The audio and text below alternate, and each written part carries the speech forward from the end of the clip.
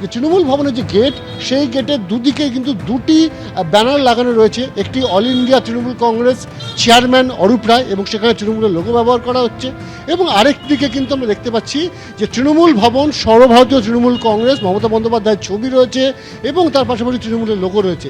ফলত এই যে ভবন, সেই ভবনের একটা, দুটো, তিনটে তলা কিন্তু এই মুহূর্তে তৃণমূল অফিস রয়েছে।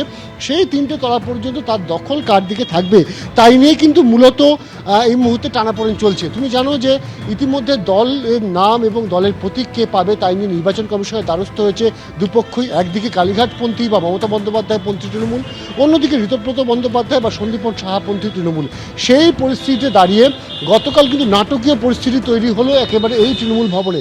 এখনও কিন্তু ভেতরে আলো জ্বলছে, দরজা খোলা রয়েছে, অর্থাৎ যে পরিস্থিতিতে গতকালকে এখান থেকে বেরিয়ে গিয়েছেন ঠিক একই রকম পরিস্থিতি কিন্তু রয়েছে। পরিস্থিতি কিন্তু কোনো পরিবর্তন হয়নি, এমনকি ঘরের ভেতরেও কিন্তু সেখানে লাইট জ্বলছে। অর্থাৎ যারা যারা ছিলেন কর্মীরা তাদেরকে কিন্তু তারা বেরিয়ে যান। এমনকি চন্দ্রিমা ভট্টাচার্য ছিলেন, তিনিও কিছুক্ষণ আগে বেরিয়ে যান। তারপর কিন্তু আমরা দেখতে পেলাম যে ফিরহাদ হাকিম থেকে শুরু করে সন্দীপন সাহা, ঋতব্রত বন্দ্যোপাধ্যায় থেকে শুরু করে প্রত্যেকে তারা কিন্তু এলেন এবং একেবারে কিন্তু দখল নিলেন। শুধু দখল নিলে তার নয়, একেবারে কিন্তু এখানে তালা লাগিয়ে দিলেন। এই যে নতুন তালা লাগিয়ে দিলেন। ফলত যে পরিস্থিতিতে যেভাবে এখানে অফিস সেই সময় ছিল, হয়তো কোনো কোনো ঘরে এসিও চলতে পারে এরকম একটা পরিস্থিতি, সেই জায়গায় কিন্তু একেবারে একই রকম অবস্থায় রয়ে গিয়েছে। পরবর্তী সময় আমরা দেখলাম যে তালা লাগিয়ে চলে যাওয়ার পর কুণাল ঘোষ এবং তার সাথে বৈশ্বনাথ চট্টোপাধ্যায় সহ আরও কিছু অনুগামী তারা কিন্তু এলেন এই তৃণমূল ভবনের সামনে এবং তারা বললেন যে এই তৃণমূল ভবন তাদেরও। একদিকে ঋতব্রত বন্দ্যোপাধ্যায়রা তারা বলছেন যে তারাই আসল তৃণমূল কংগ্রেস এবং তাদেরই অফিস এটা, এবং অন্যদিকে কিন্তু তৃণমূল কংগ্রেসের দাবিদার কুণাল ঘোষেরাও। ফলে এমন একটা পরিস্থিতিতে গতকালকে সন্ধ্যেবেলা আমরা দেখলাম প্রগতি ময়দান থানার পুলিশ, তাদেরকে ইন্টারভেন করতে হলো।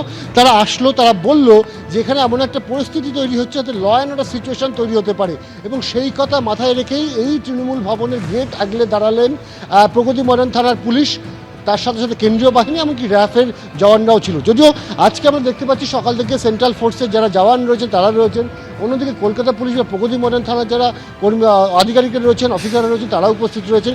এই পরিস্থিতিতে দাঁড়িয়ে একদিকে যখন নির্বাচন কমিশনে দলের নাম এবং প্রতীক কে পাবে তাই নিয়ে লড়াই শুরু হয়েছে, এবার তৃণমূল ভবন সেটা কার দখলে থাকবে তাই নিয়ে লড়াই শুরু হয়েছে।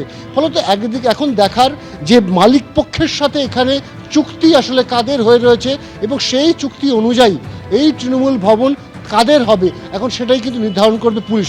যদিও গতকালকে আমরা দেখেছি যে কুণাল ঘোষ তিনি কিন্তু পরিষ্কার বলছেন যে এই তৃণমূল ভবনের চুক্তি সম্পর্কিত যাবতীয় তথ্য আগামী তারা কিন্তু পুলিশকে জমা দিয়ে রেখেছেন। ফলত এখানে কোনো দ্বিধা বা দ্বন্দ্ব থাকার বিষয় নয়।